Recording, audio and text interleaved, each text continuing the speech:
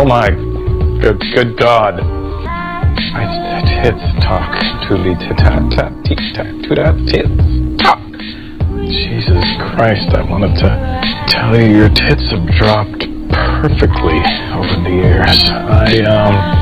Kali ini gue akan mengajak kalian untuk nonton sebuah film yang berjudul RIP, rilis tahun 2017. Film ini menceritakan kisah sepasang bocah culun yang tertidur selama 30 tahun. Jadi saat dia bangun, seluruh dunia sudah berubah. Jadi tanpa berlama-lama, langsung aja kita tonton bareng-bareng. Selamat menonton cuy. Kisah bermula tahun 1986. Dua bocah culun bernama Haris sama Rif kecanduan mengkonsumsi ganja. Pada zaman itu, ganja masih ilegal, jadi mereka menikmati ganja di tengah hutan. Dua bocah culun ini pun bergantian menikmatinya dengan ditemani angin sepoi-sepoi di tengah hutan ini cuy. Hi, Mr. Sanchez. Dari sana, mereka ke rumah pacarnya Haris. Mereka disambut sama bapaknya. Bapak Sanchez sangat galak, apalagi melihat pacar anaknya yang sedang teler dan berpakaian seperti ini. Dia pun geleng-geleng. Sebagai orang tua, Bapak Sanchez mulai menginterogasi pacar anaknya ini. Dia bertanya, nanti mau kuliah di mana? Tapi ya orang lagi teler, mereka berdua pun berbicara seenaknya. Oh tidak pak, kita tidak kuliah, kita akan berbisnis lalu kaya raya.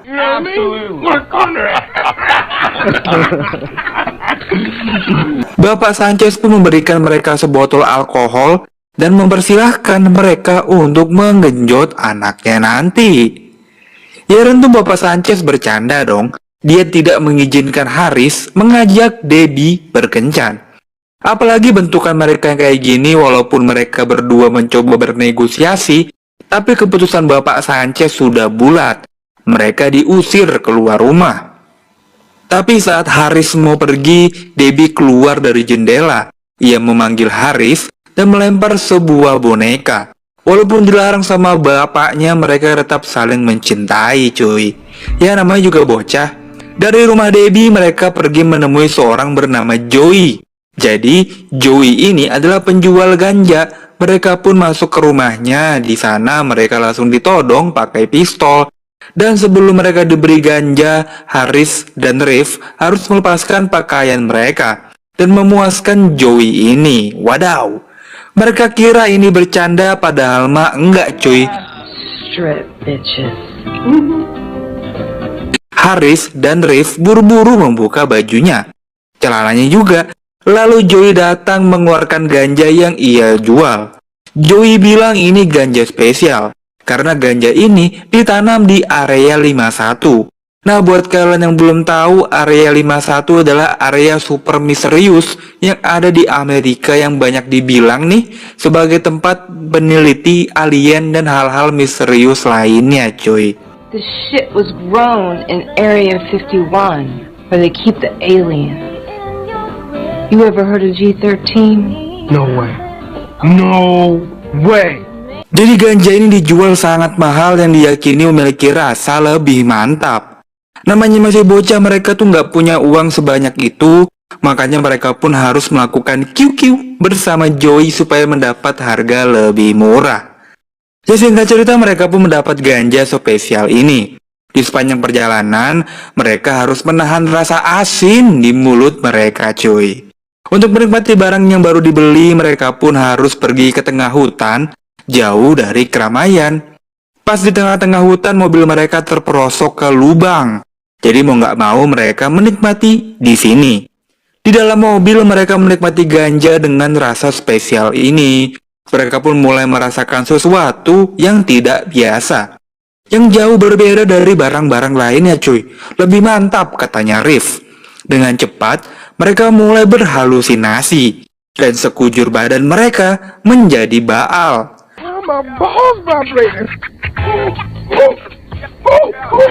I can't feel my cock. My cock is gone.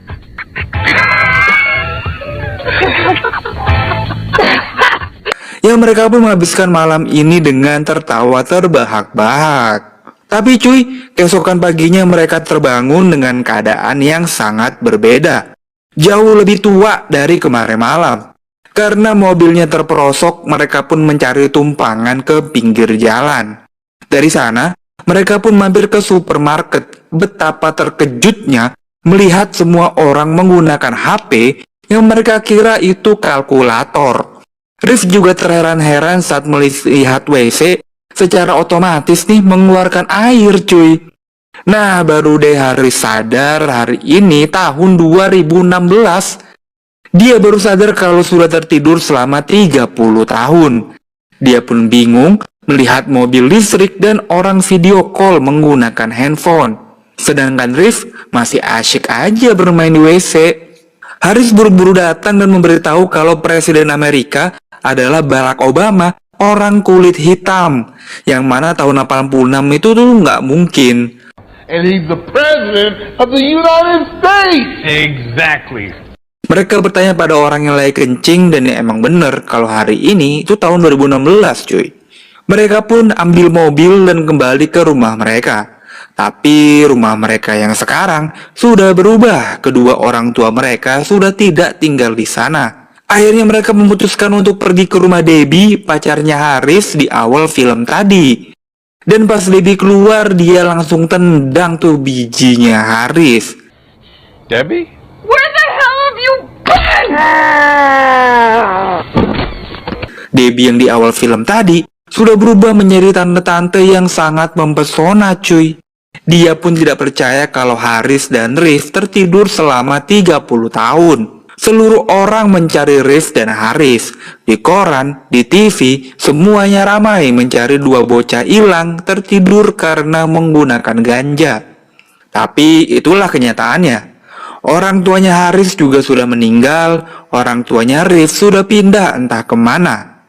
Singkat cerita mereka pun pergi dari rumah Debbie, tapi sebelum itu, dia mengembalikan boneka yang ia berikan untuk Haris di awal film tadi. Haris dan Rif tidur di mobil mereka. Pagi harinya mereka dibangunkan Debbie yang mau berangkat kerja. Haris dan Rif dipersilahkan kalau mau bersih-bersih menggunakan kamar mandinya Debbie cuy.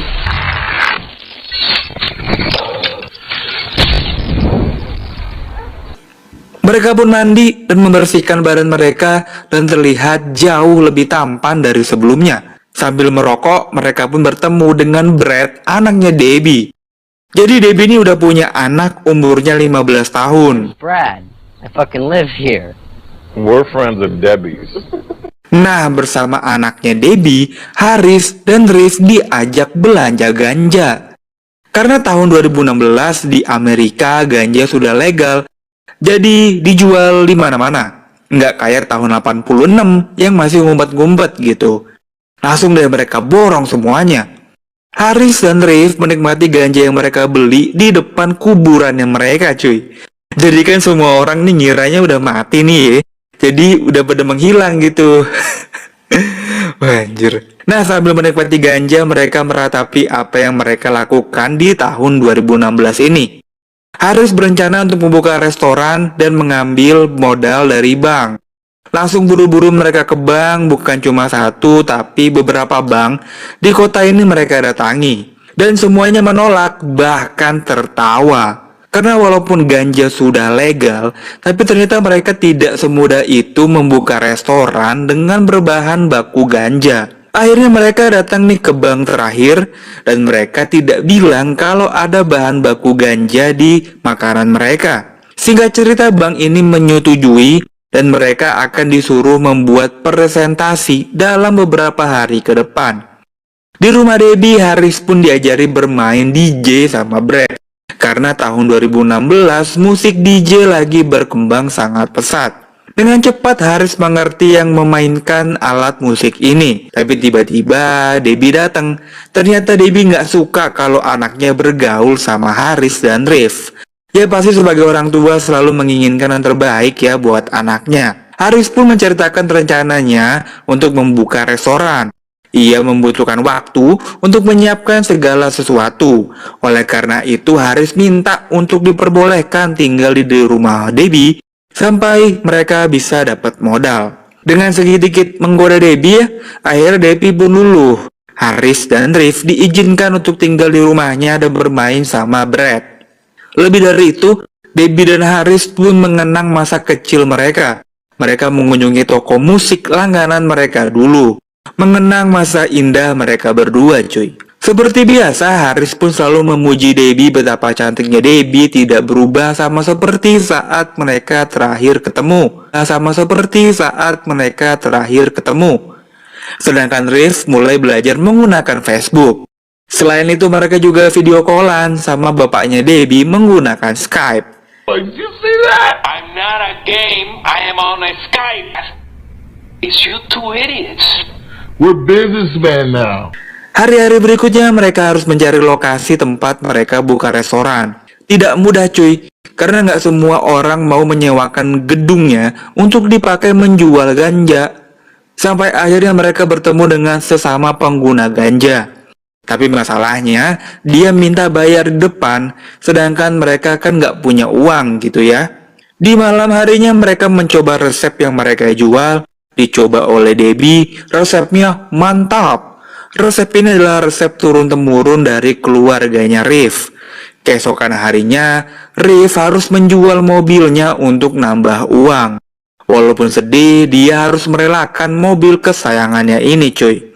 Di hari ini mereka bertemu dengan pemasok ganja terbaik di kota ini. Orang ini bawa semua jenis ganja terbaik. Mereka pun mencicip ganja-ganja ini, saking enaknya sampai pada teler. Di sela-sela kesibukannya, Debbie pun berkencan sama Haris bermain sepatu roda bersama-sama. Singkat cerita, mereka berhasil mendapat uang dan menyewa sebuah gedung. Gerak cepat, mereka pun melakukan renovasi pada gedung ini. Mereka pun menyewa kuli proyek yang bukannya kerja, malah mereka teler. Oh, shit. Tiba-tiba muncullah orang bank, dia memberi kabar buruk kalau bank tidak bisa memberikan mereka pinjaman. Waduh, gimana nih? Selain itu yang mereka nggak bisa mendapat pasokan ganja. Singkat cerita, Haris bilang ke Debbie kalau mereka punya masalah. Bank tidak bisa memberikan mereka pinjaman, tapi ternyata Debbie punya teman yang bekerja di bank. Jadi Haris dan Riff tinggal mempresentasikan ide bisnisnya dan mereka akan mendapatkan pinjaman modal, cuy. Tapi di sini Haris merasa tidak enak karena Debbie belum tahu kalau restoran yang mau dibuka ini berbahan baku ganja.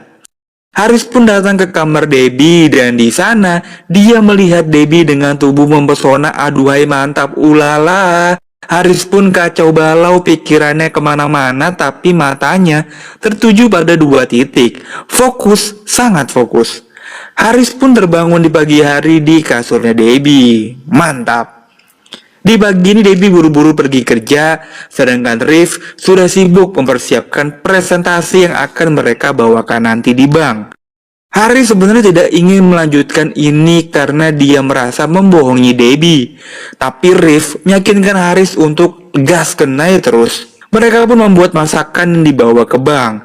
Masakan mereka dimakan dengan lahap oleh para petinggi bank. Ya iyalah, udah dikasih ganja cuy.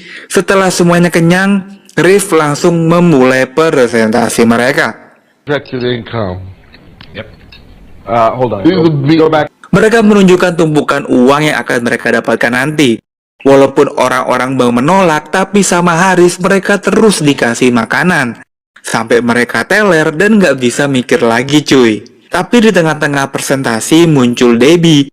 Teman Debbie memberitahu kalau mereka mau buka restoran ganja. Debbie sakit hati dan pergi meninggalkan mereka. Haris mengejar dan berusaha menjelaskan, tapi Debbie keburu sakit hati, kecewa sama Haris. But you wouldn't realize that. Singkat cerita, mereka dapat pinjaman dari bank, tapi hubungannya dengan Debbie hancur. Ia memberikan sebuah surat dan menjelaskan situasinya dan pergi meninggalkan Brad, anaknya Debbie. Haris dan Riff pun menghabiskan waktu berdua di tengah hutan tempat mereka mengganja 30 tahun yang lalu cuy. Dari sana mereka pun kembali bersemangat untuk membuka restorannya lagi. Restoran mereka pun buka dan sangat rame. Tiba-tiba Debbie muncul. Sedangkan di dapur, Joey, cewek di awal film tadi yang menjual ganja, muncul menghampiri Riff. Joey menawari jenis ganja baru lagi. Kali ini Riff nggak usah bayar. Dia hanya perlu... Begitulah film ini berakhir, cuy. Haris berdamai sama Debbie, sedangkan Riff menikmati lagi OQQ bersama Joey. Sebuah cerita yang sangat membanggakan. Sebuah ganja yang bisa membuat tidur selama 30 tahun. Dibalut dengan genre komedi membuat kisah Haris sama Riff menjadi sangat kocak untuk ditonton. Pada akhirnya mereka berhasil mewujudkan impian mereka membuka restoran. Gimana film ini? Tulis di kolom komentar ya. Makasih yang udah nemenin nonton. Kalau kalian suka, silakan like dan subscribe.